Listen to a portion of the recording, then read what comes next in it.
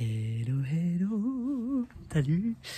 Je voudrais te parler de notre besoin de sécurité et savoir et réfléchir si ce besoin de sécurité n'est pas en fait une sorte de piège, un englument dans notre vie. Je réalise que, par exemple, il y a plein de niveaux de besoin de sécurité, il y a plein de façons. Il y a une façon que ce soit être en famille ou d'avoir un job où on gagne assez d'argent ou d'être bien entouré ou de pouvoir maîtriser les éléments, etc. Et comme de garantir un avenir, un futur, toutes ces formes de sécurité que tu as. Essaie déjà, est-ce que tu arrives à voir, toi, où tient ta sécurité? Dans quoi tu places tes repères de sécurité? Qu'est-ce qui fait que là, ah ouais, imagine, tu n'as plus ça, qu'est-ce qui se passe pour toi? Et là, tu te sens en insécurité. Et donc, par exemple, l'argent, c'en est un.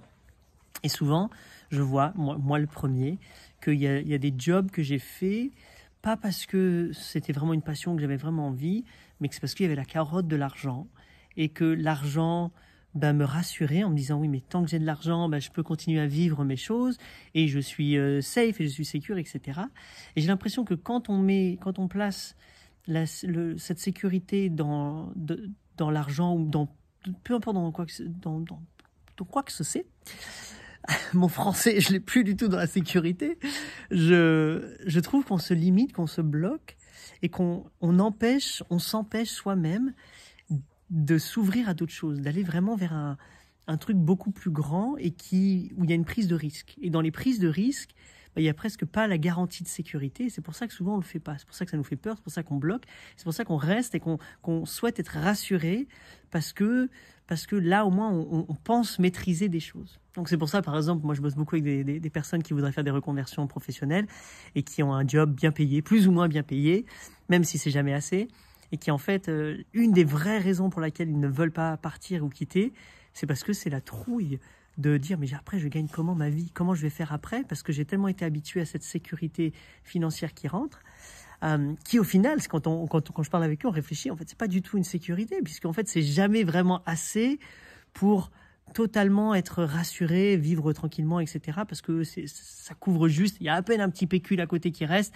et le moindre pépin, que ce soit une pète de moteur, le moteur pète ou un truc comme ça, donc c'est en fait une sorte de insécurité masquée avec un truc, je suis la sécurité. Et donc tout ça, ou même par exemple juste la France, je sais, avec par exemple le fait qu'on ait une carte vitale, qu'il y ait des soins remboursés, etc. On appelle ça la sécurité, donc on reste figé parce qu'on a peur de cette prise de risque, de l'inconnu. Et si ça se passait, qu'est-ce qui va se passer? Donc par exemple, nous, on va aller partir aux States.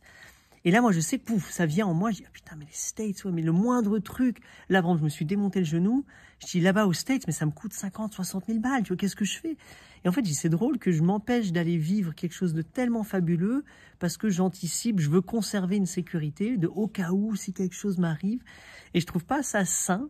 Et même si c'est OK et que je peux rester dans ma sécurité et qu'au final, je vivrai une vie tout à fait noble et honnête et très, très heureuse, je me demande toujours qu'est-ce qui se passe quand on lâche la sécurité, quand on se dit c'est OK de ne pas être sécure et de voir temporairement ce qui va se passer, de se laisser porter par le risque, par le non-savoir, par l'incertitude, par toutes ces choses-là.